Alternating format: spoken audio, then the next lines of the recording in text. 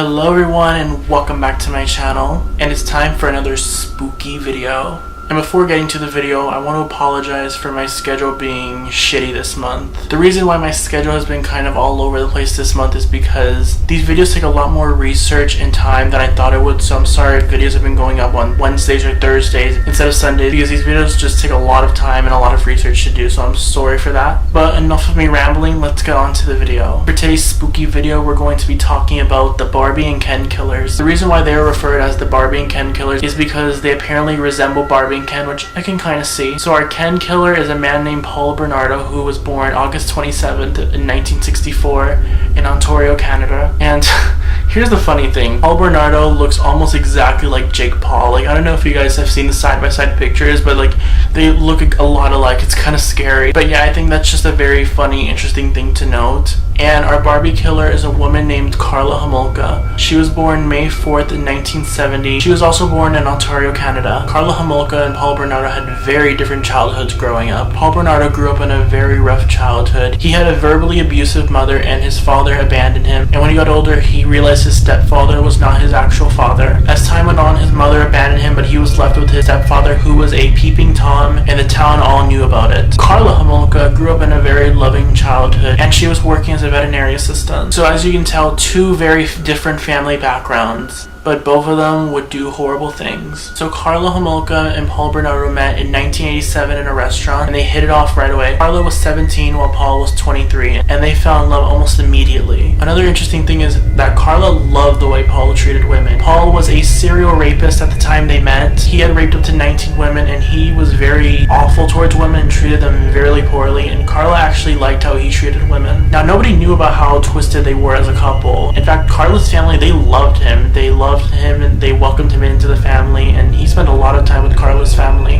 When Paul would be at Karla's house, he developed an obsession for Karla's younger sister, Tammy, and Paul was very vocal to Karla about it, and Karla was okay with it. In fact, she encouraged his behavior with Tammy. An interesting thing is when Paul Bernardo would peep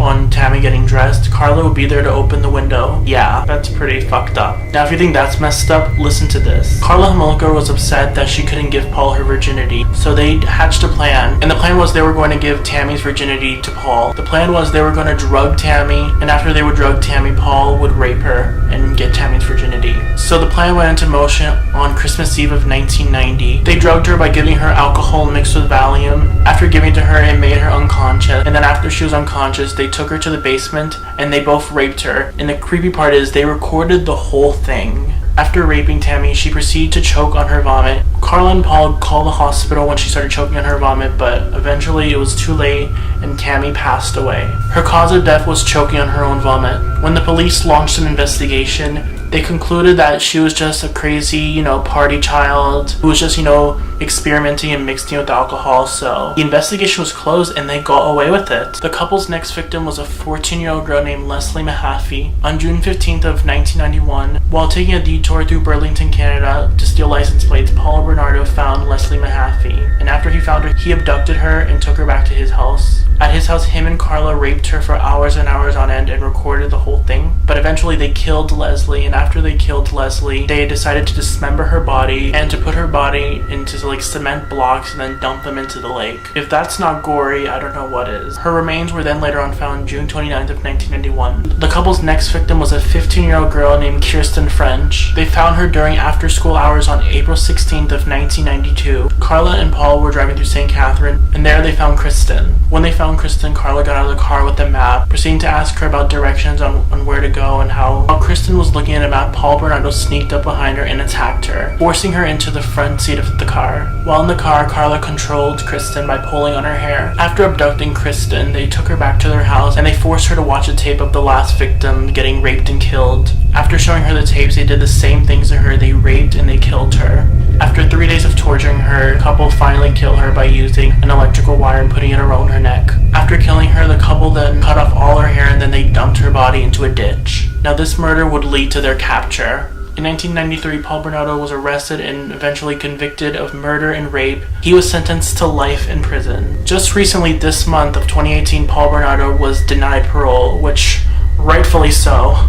Now here's a very interesting thing to this story. Karla and Paul turned on each other. During the trial, Karla claimed that she was abused and Paul forced her to do all these things, and claimed that she was not the mastermind behind this and that she was basically just a victim as well. So she ended up taking a plea deal and was sentenced to just 12 years in prison. Now, all of this happened before the videotapes were leaked. The videotapes basically revealed that she played a much bigger role than she said she did. So after serving 12 years in prison, in 2005, Karla Homolka was released from prison. Now, just when you think the story can't get any creepier, since Karla's release, she has remarried. She ended up marrying her lawyer's brother. And since her release, she has also had 3 children. And recently, she was in the news because it was discovered that she was volunteering at her children's school. Yeah, she was volunteering at their school.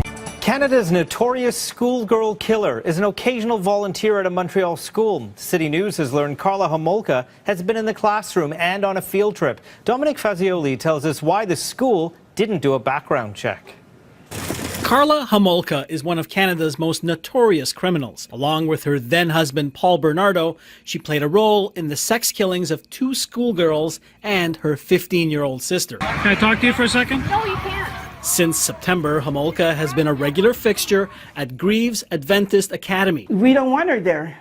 We don't want her in the school. Lily is a concerned parent at the NDG school. She doesn't want her face shown. She says Homolka does more than just drop off and pick up her kids. She claims Homolka occasionally volunteers at the school. Several sources connected with the school say that on March 22nd, Homolka helped supervise a group of kindergarten students during a field trip to the Montreal Science Centre. How would you feel knowing that your child is interacting with a person who's a serial killer?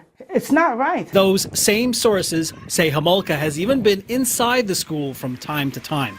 She's even brought her dog into the classroom for children to pet. She's not supposed to be there. Why is she allowed to be in the school? Lily says many parents have spoken to the school principal, but nothing has changed. Karla, can I ask you a question? Do you volunteer or work at the school? Who are you? You know who I am. No, I don't know who we are. Who are you? I'm a news reporter. Well, good for you. The Seventh-day Adventist Church in Canada, who runs the school, says the school board was fully aware of who Homolka is and that she is not a regular volunteer and can never be alone with children in school or churches. My lawyer will be in contact with you. Thank you, Karla.